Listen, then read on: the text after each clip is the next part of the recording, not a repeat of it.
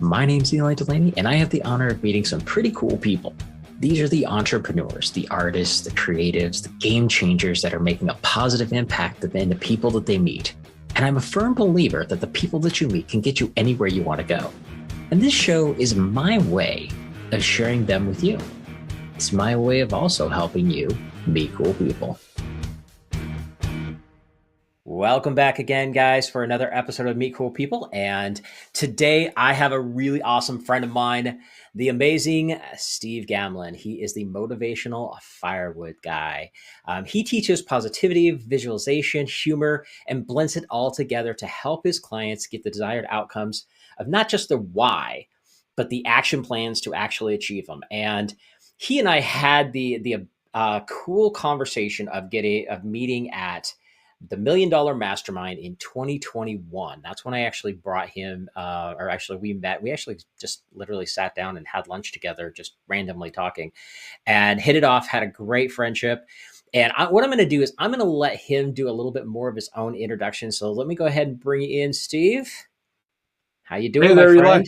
I'm doing great, man. Thank you so much for having me as part of Awesome. this conversation. Awesome. So you and I met at the Apex $1 Million Mastermind, literally just like standing in line at the random coffee shop at the hotel for the event, and ended up having lunch, hitting that off, and having a great time. Tell everybody a little bit more about what you're doing. You are the vision board guy, which is a lot of fun, and I know you've been helping a ton of people with that. Like, give us a little bit more background on that. Yeah, when I say I'm the vision board guy, what I hear most often is people saying, "Oh, I made a vision board one time. It didn't work." Hmm.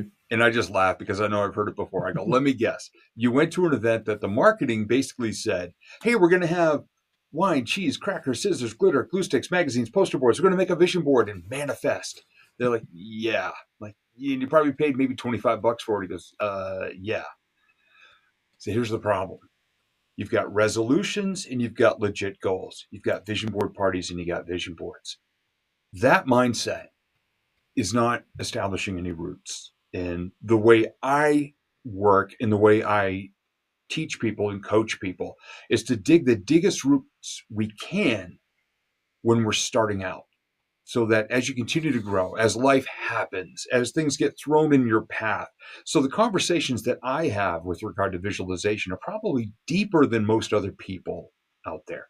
And yes, I do make the process a lot of fun, and I have a blast working with my clients.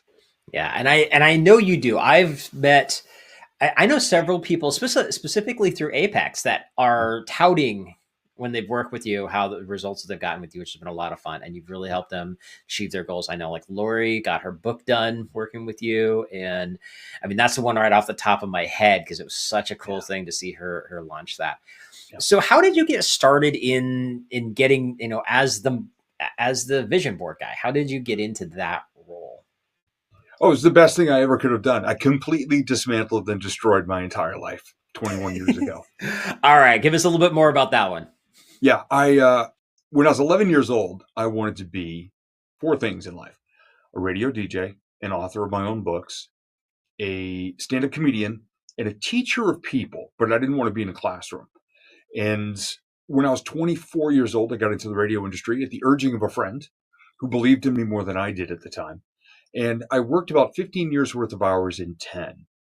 In addition to working 60 hours a week at the radio station, I DJ'd weddings on the weekends, burnt myself into the ground. Along the way, I'd gotten married. And right around 2002, I was just fried and falling apart, working 6, 7 days a week, exhausted. Marriage was starting to show signs of cracking. And in one fell swoop, with almost zero forethought, I quit my radio career, went through a divorce, and realized at age 35 I was $62,000 in debt, without a place to live and without a full-time job, and crashed with family. And it turned out to be the greatest blessing ever, because I got to take care of my dad, because his health had started to fail about that time. And I also met, through a friend, a cool person, a life coach, and I was his very first client.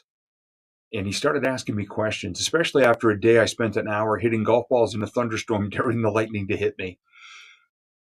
when I retold the story of that, he said, have you ever thought of being a motivational speaker or a stand-up comedian? And it just snapped back to when I was 11. So I pursued both, and then I discovered The Secret, which at the time was a nice bare bones basic description of the law of attraction. And I honed in on 3 minutes out of the 98-minute DVD of The Secret, where some guy named John Assaraf was talking about visualization. I was so fascinated by it, and it resonated with me so well that I put it into practice immediately. I didn't go buy anyone else's programs. I just wanted to figure my own way.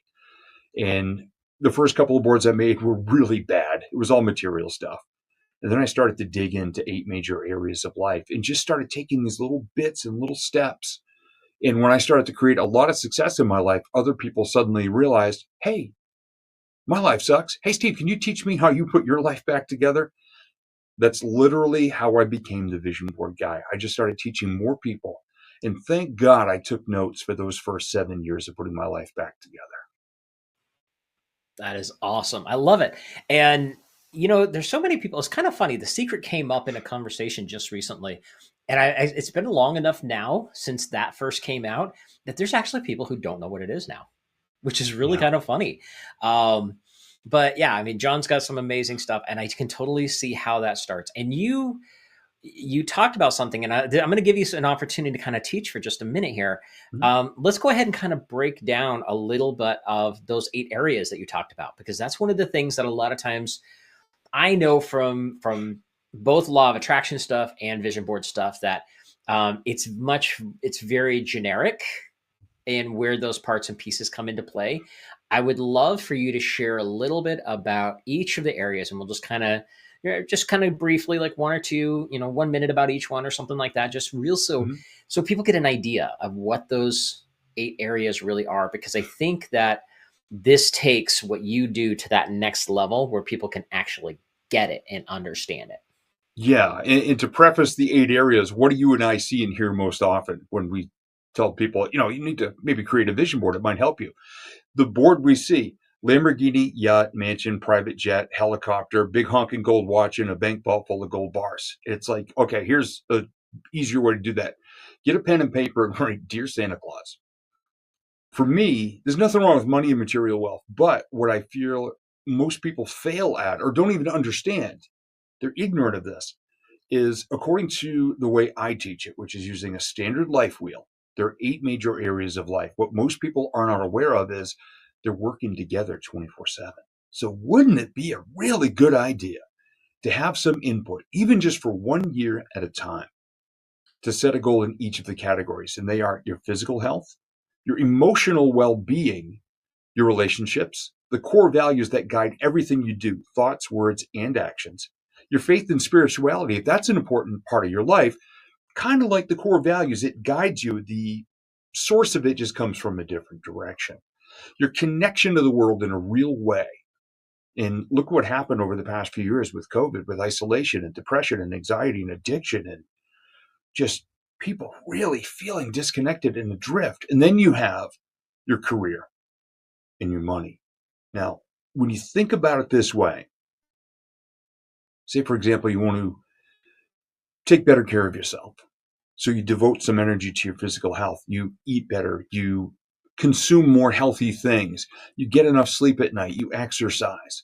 All of a sudden, you get more energy. You get more energy and focus. You can work more efficiently. You do that, you can earn more money. You earn more money. You can buy back some freedom and time in your relationships. Now, if you do it all with really good emotions and connection to the really good, best people, you create better results. And obviously, if you've done it with good core values, you never have to look over your shoulder to wonder what you said to anybody and how you're living as a person. So that one decision can impact all 8. And when you start to see that, you begin to realize that vision boards are not just all about what you get, but it's who you become, which can help you to get better results over time. But the knowledge, sometimes I see the light go on in someone's head when they see the life wheel that I work with. And it's beautiful to watch, because then they start to tell me in our coaching sessions all these other parts of their lives and where these little improvements are coming from. I love it. That is, you just said something I think is really important. You talk about the core values, and I think that that's something that's really popped up a lot in just the last couple of years. Yeah. That people are coming, especially with what happened with, when everything happened with 2020, and we spent a lot of time alone, but just by ourselves and trying to figure out what the world was going to look like. I think it had people actually stop and think a little bit more about the future and what really was important, which I think was way, way overdue. And one of the things that I noticed from that, I know you're very big into that with the core values and everything that you're doing. I mean, I see what you do and the stuff that you post. And one of the things, like for me, that's personally inspiring is that, like, you always post about your workouts and how it transformed the way you look and how you feel about yourself. Honestly, it's not just about your physical well-being, but it creates that confidence as well, which I think is awesome. I've loved seeing that transformation. And for me, that's been motivational as well. That's one of the things that I think is really important for all of us to pay attention to is when we become that better person, and see all these different areas, the 8 areas you're talking about, seeing those evolve. Next thing you know, you're impacting other people with those same things. Mm-hmm. Exactly. And, I'm not one of those guy. First off, I'm not this type of guy anyway. But second off, I couldn't pull it off right now. I'm not one of these guys who works out and then posts a picture of himself not wearing a shirt.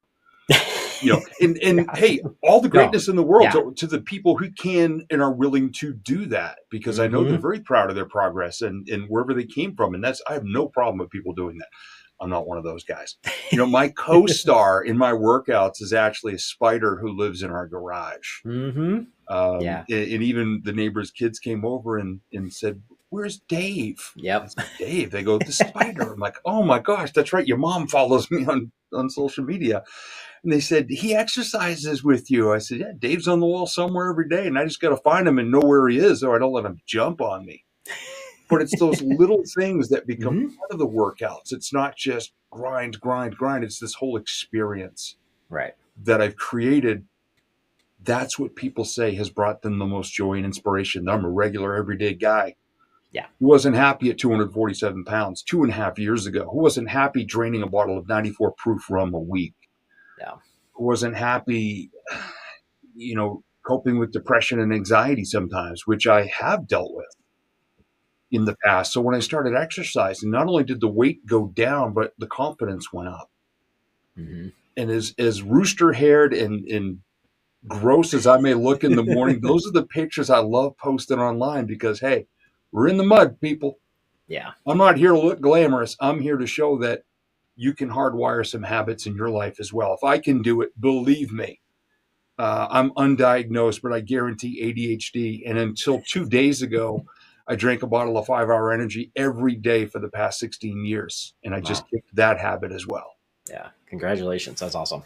And you did, there's a couple things I want to touch on here because number one, you're sharing a whole bunch of stuff from a real person standpoint. Not, you're not a gym rat. Okay. So, you and I both know a lot of those guys and neither of us are that way. But the cool thing about that is there's some people that is going to appeal to, and that's perfectly fine. There are some people that it doesn't appeal to, and that's where stuff like what you're doing is making a big difference for those kind of people. Like I'm one of those people, and you talk about that stuff, and you share your journey with all this. You just talked about, your rum issue that you had going on, and it's like, okay, now this is one less thing that one thing that I have kicked a bad habit, and now I'm bettering myself, and you're sharing that journey with other people. And I think that's really important. That's one of the things that, for me personally, why you and I resonated so well is because you are just you. You're a real person. You're a blast to hang out with, blast to have a good conversation with. I'm still trying to figure out how it was just 2021 when we met, because we hang out with a lot of the same people. We've got a lot of the same friends, and somehow we just never crossed paths until that one random day standing in line at the hotel to get some food for lunch. And, so it's cool to see that journey. And as you go through, if somebody's just, somebody's at that point where they're like, they know they need to make changes. They know they need to step up the game, but they're not really sure what that looks like. Cause we've done all the motivational stuff. We've heard, people just get out there and do it. And, we've got all the gurus out there.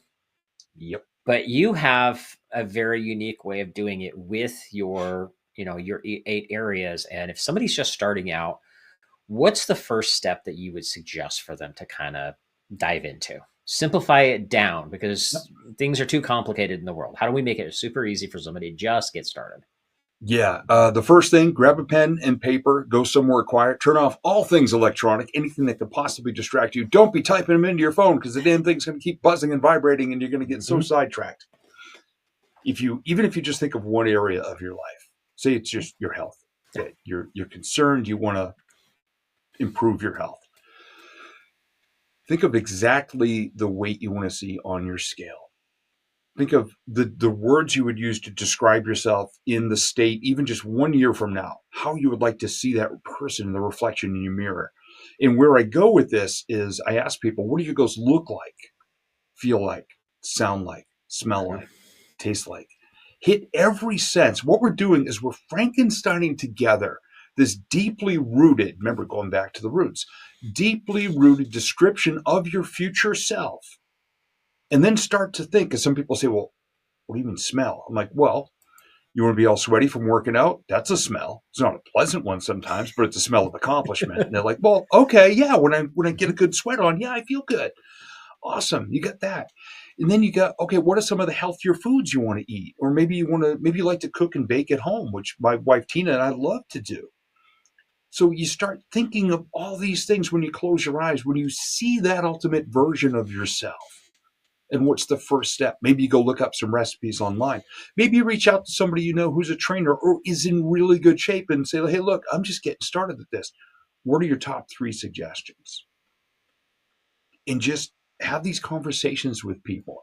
But don't be afraid to put yourself out there and say, hey, look, I'm in a place right now that's not perfect and I'm not super happy. This is where I'm starting. If you think of it like the old wooden roller coaster, which is an analogy I use all the time. You're at parking lot level, like you're sitting in the car and you can still see your car in the parking lot. And you're looking up the top of that first hill. Any one of your goals, that's where it's sitting right now. What you have to do every day is go click, click, click, click. I don't believe in you've got to take massive action in every area of your life the day after the giant motivational event. Most of us can't handle that. Our wiring will just explode and we'll fall back into our old habits and be disappointed in ourselves because we suck, because we couldn't change our own lives after going to the 3-day mega motivational rah, rah, rah by myself event. Right. So not only are we still in the same place, we've actually got more rocks in our backpacks carrying because we're so mad at ourselves because we feel like failures. Hey, I've been there, man. Right. I still got ticket stuff from a Tony Robbins event in January of 2000 that I did nothing with. Right. Well, and I think that's one of the things that happens with a lot of that kind of stuff is people go through and they think that they can do everything that they learned. And this is at any kind of event, whether it be motivational or marketing or, in business oriented, whatever it is. The reality, especially at a 3-day event, there is no way you can do everything. So you need to figure out, okay, what is, like, for me, when I go to an event, doesn't matter what it is, I'm planning on, I'm going to take good notes throughout the entire thing. But at the end, I'm looking for 2, maybe 3 things that I can go back and implement and start working on right away. And that's it. And that's max, and even those 3 things, I got to weigh them down, which is going to be, what's going to be the easiest to implement and get running as fast as possible, which is going to be the fastest, which is the most important thing, because the faster you get results, the faster you're more likely you're going to move into the next one and get motivated by it. And it's kind of like what you're talking about is like, don't try to do everything, just pick one thing. And what you're talking about here is developing a new habit. That's all it really is. You just pick one area and just get the habit of that one thing going before you work on the next thing. Yeah. And I take advice, bits and pieces from everywhere. And I took 2 amazing ones that have helped me with my habits from Mel Robbins, who I absolutely love. Mel's a speaker, author, coach, everything. 2 of them. And she's written a book about each one. And one is called the 5-second rule, and the other one is the high five habit. So for about the last 2 years, every morning my alarm, Monday through Friday, goes off at 5:15. 5-second rule. I have to turn off the clock within 5 beeps. And then in my head, I go 5, 4, 3, 2, 1. Both feet have got to be touching the floor. I lean back, kiss my wife Tina on the cheek, and then I'm off. I get into the bathroom, turn on the light, wonder why we have 5 blazing lights above the vanity because I can't see a damn thing. And through one little tiny corner of my eye, I get a huge smile on my face and I'm high-fiving myself in the mirror. By then, I can already hear a classic rock song in my head. That'll be the first one I play at the start of my workout. So I go in there, brush my teeth, weigh myself, go get my gym clothes, go down to the basement, walk a mile plus. Then I do resistance bands, stretching, dumbbells, upstairs for a minimum of 7.5 miles on our Peloton cycle. And then I'm off. But the key to developing that habit really well was 5-second rule. Got to take action. Can't sit there and hit snooze. And then high-fiving myself in the mirror, being the first person every day to cheer myself on. Those are the little tiny steps that hardwired those habits for me. And now, even now in the middle of the day, I'll walk past the bathroom, lean in, and high-five myself again and just keep on going about my business. It's like neurons firing. If you embrace them and do them enough days in a row, and there's so many different numbers out there as to how many days it takes to hardwire a habit. But if you keep doing it, you're going to create a much better version of yourself who's going to have a bigger set and a lot more confidence. That is awesome. I love that. And, for everybody that's listening to what Steve just said, he just talked about his workout routine. Which actually is a lot more than I even realized it was. For anybody who's listening to this, don't think you have to do all those kind of things right at first. Start with one thing and do that. And he just used exercise as an example. Let's, why don't we do this? Why don't we take one example from one of your other areas? So we've got health covered. So one of the other 8, let's take one example of somebody's like, okay, this is something I'm struggling with. What should I be doing to take that next step? Yeah, one of the ones I hear the most about is people in their relationships. Okay. Big time. Very helpful. One of the first things I suggest to people. And this can apply whether or not you're in a relationship. Like maybe you're at a point where now you're single, you've been for a while, and you want to get out there and find your next best relationship, but you're worried about repeating all the old mistakes. So if you're in one or not, here's how it can work. Go online and look up, there's so many quizzes for this, your love language, and figure out what your love language is in a relationship. And then start to think of the type of person you'd like to be in a relationship with. And think of what that person would like, how that person likes to communicate, and what their importance is. In some of the most telling signs, my wife Tina and I have been together, next June will be 17 years, is I know her love language and she knows mine. Now, we didn't just say, hi, this is my love language. Once in a while, a situation will come up and she'll ask me something and my response would have been to do something completely different. About a year and a half ago, the weather was kind of bad. We live here in New England, so go figure. And she asked, hey, can you bring me to my nail appointment tonight? Because the weather's bad and it's going to be dark and she does not super comfortable driving at night. And my first thought was, well, I was going to make a new TV stand for the new TV we had just bought for our bedroom. And she just said, oh, okay. And she went out to get the mail. And then I thought, okay, hold on. Teachable moment. I grabbed a little slip of paper and a pen and said, I would rather have my hubby, and I gave her 2 choices, 2 boxes. Drive me to my nail appointment, build the TV stand, and I left a red pen next to it. The next time I came down from my office, I looked at it and she had checked off, drive me to my nail appointment. And I just laughed and I said, that's her love language. It's time together. Even a simple ride in the car. I love to leave out the Keurig in the winter for her. If I know she's going to be having a cup of coffee, I'll put her favorite flavor in the pod. Make sure there's water in the reservoir. Put her favorite mug underneath. The little things like this in a relationship, when you're aware of your love language and the love language of your partners, it makes for a much easier relationship. And it undoes all of society's BS about how all of the genders are supposed to act in relationships. And it brings us even closer. And I leave Tina notes all the time now. And I think, judging by the shoebox I discovered recently, she's kept every single one. You know what that makes me want to do? Write even more, because I know how much that means to her. That is awesome. I love it. And that's again, it's just little habits, little things like that are also very cool. That's it. Yeah. So what kind of cool things are you working on right now? I know you're doing all kinds of fun stuff. Let's dig into what fun stuff you're working on. We've got some cool stuff going now. Now, I mean, you know that I have the Vision Board Mastery program, which is the big full-on program. That's the top tier. I was talking with a bunch of people just a few months ago, and they said, Steve, I just need the basics to get started. I'd love to do your program, but right now I'm so intimidated by it. So I'm actually creating, it's going to launch in a few weeks, a little program called Vision Board 101. Which is just, it's the entry level, understand what's really going on here without having to put somebody through the deepest dive. They can progress to that. Mm-hmm. But somebody basically just said, I just need the basic ABCs of this. So I looked up on GoDaddy, Vision Board 101. It was available. So guess what the name of the program is going to be? Nice. I love it. I don't know how that worked out, but I got it. So that's coming up, and we're also relaunching. It's been a while. The group coaching program, 2 45-minute calls per month, making it as interactive and fun and just enjoyable.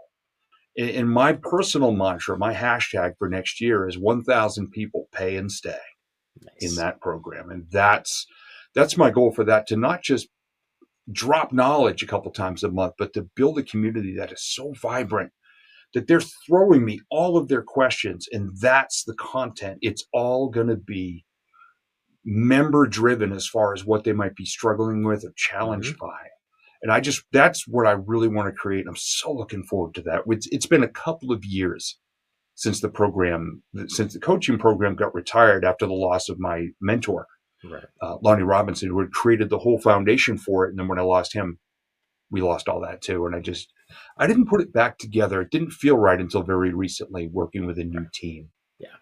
Well, sometimes it takes putting on the back burner for a bit. I mean, reality is this podcast got put on the back burner for 2 years. Yeah. You know, I had it ready to go, and then it just wasn't the right place and right time for me. And I was like, all right, we're going to have to sit on it for a while. And then more recently, I'm like, you know what? Yeah, it's time again. And so I'm glad to bring it back. I'm glad to bring you on here so we can have a cool, fun conversation. Yeah, this was great. Thank you so much. And, you know, life happens. And when the time is right, you get that little tap on your shoulder. And if you don't obey it right away, the tap will become a 2x4 to the back of your head. And then you go, oh, yeah, I wanted to do that. Awesome. Very cool. And so, you know, I'm going to recap what the action step really should be for everybody is like, think about one area of your life that you want to make a difference in, and, you know, reverse engineer. What does that look like? Write down what does the end goal look like? And, you know, from there, you can see what are the steps I need to take to get there, which is pretty much the way Steve's program works. It helps you get that along the way. So as we wrap up here, I got 2 questions for you. The last question will be, how do people get a hold of you? But before that, what does Meet Cool People mean to you? Getting out there, just being out in the public and being aware, not staring at your shoes, not staring at your damn phone, but wherever you are, just look around and see who's around. I said good morning to 3 different people this morning at the post office. And they both just turned around and said, hey, good morning. And I'm like, these are cool people. I mean, to me, that's all it takes to qualify is a positive moment. You know, my whole goal is to walk around all day long with a trail of plus signs in my wake. And I create so many of them by actually engaging with other people. Yeah. Just saying hi, or, you know, saw this one person one time. I said, that is the coolest hat I've seen all day. Me, I couldn't pull it off, but you, that's awesome. And I walked out the aisle of the grocery store, and even in the next aisle, I could hear them laughing like, who the hell was that guy? Cool person in a cool hat. That is awesome. I just work to create moments like that all day long. And it is so soul firing and soul connecting. It really is. That is awesome. And with me, it's kind of a lot of the same thing. It's like, I wake up in the morning thinking, okay, who am I going to make a positive impact for today? And that could be as much as that, just giving a compliment to a stranger, smiling and saying hi to the baristas. They're making your morning mocha, whatever that thing is. I mean, just make somebody's day better. That's all we have to ask. It's not that hard. It really isn't. Awesome. Well, this has been fun, my friend. So last question, how do people get a hold of you? Because I know people are going to want to find out more about what you're doing and vision board programs, all that kind of fun stuff. And you have a podcast. Let's talk about that for just a second too. So How do people get a hold of you? Tell them about the podcast, all that fun stuff. Yeah, you can find me. Everything nice and easy is housed at stevegamlin.com, and that's GAMLIN. And I also have the Motivational Firewood podcast that I've had for so many years. And one of the things people say they love most about it, other than when I'm interviewing people, and those are actually winding down, most of my podcasts are between 5 and 8 minutes long. So it's a nugget of information, a piece of motivational firewood, if you will. You can add to the spark in your heart. Go do something. Create that next little, could be your first step, could be your 101st. Doesn't matter. It's just all about providing nuggets and information and some stories about some cool people that I know and things that I've discovered in my life as well. Awesome. Love it, my friend. It's a pleasure having you as a guest. Thank you so much for coming and hanging out with me today. And for everybody out there, get out there, take action. Be sure to connect with Steve. I mean, follow him on social media. He's easy to get a hold of, and he's always posting some really, really great stuff. With that, Steve, again, thank you so much, and have a wonderful rest of the day. And that wraps up another Meet Cool People show. Now, if you like what you heard, be sure to give us a like, subscribe, or review so I can help introduce these amazing cool people to even more amazing cool people. And just remember, meeting cool people is just the beginning. You need to have a system in place to follow up with the amazing people that you meet. This is exactly what we do for our clients. If you'd like to see if my team and I can help you, go to followuprockstar.com and check out the case study video to see exactly how we're helping our clients turn casual connections into cash clients for life. Again, go to followuprockstar.com and we'll see how we can work together to turn you into a follow-up rockstar.